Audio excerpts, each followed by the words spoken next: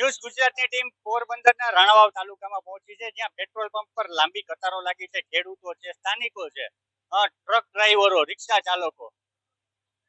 Petrol અને ડીઝલની તંગી વચ્ચે લોકો કેટલા હેરાન પરેશાન થઈ રહ્યા છે. આપણે અહીંના ખેડૂતો સાથે વાત કરશું. ભાઈ, શું તકલીફ છે? તમે કેવા માટે ડીઝલ લેવા આવ્યા? ડીઝલ ટ્રેક્ટર માટે. શું કામ કરો છો? ખેતી કામ. ખાસ કરીને ખેતી કામ માટે તો ડીઝલનો કેટલો ઉપયોગ થતો હોય છે? અંદાજિત એક ખેતરમાં કેટલું ડીઝલ જતું? એક ખેતરમાં 200 લીટર અટાણે એક ખેડૂત. કાકા, આખો દિવસ રાહ જોઈને ડીઝલ લેવા માટે ઉભા છો. એવું બન્યું છે ડીઝલ પૂરું થઈ ગયું હોય, લાંબી લાઈનમાં લાંબા સમયથી ઉભા હોય? તો પૂરું થઈ જાય ડીઝલ તો પૂરું 4 વાગે 4-5 વાગે ને ઉપર.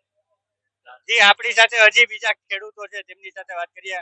કાકા, શું તકલીફ શું છે હાલમાં? જોઈએ આપણે કે આટલી લાંબી લાઈનો છે, આટલા બેરેલો રાખેલા છે, પરંતુ જે જથ્થો છે તે પૂરો થઈ જતો હોય તો પછી લોકો શું? લોકો હેરાન પરેશાન જ થાય છે. બીજું તો કોઈ સ્કોપ નથી. મોદી સરકારે ઘણું બધું આમ સહાય કરે છે, પણ ખેડૂતો માટે અને આમ નાગરિકો માટે કઈ મળતું નથી. પણ જે વડાપ્રધાને અપીલ કરી છે ને લોકોને ઓછું વાપરવાનું, શું કે? વડાપ્રધાન સાહેબે અપીલ કરી છે, બરોબર છે, પણ આજે પોતે બહારના પ્રવાસ કરે છે, બરોબર છે, અને આમ નાગરિકને અત્યારે હેરાન કરવાના થાય છે. પણ વડાપ્રધાન તો દેશના કામ માટે ગયા હતા.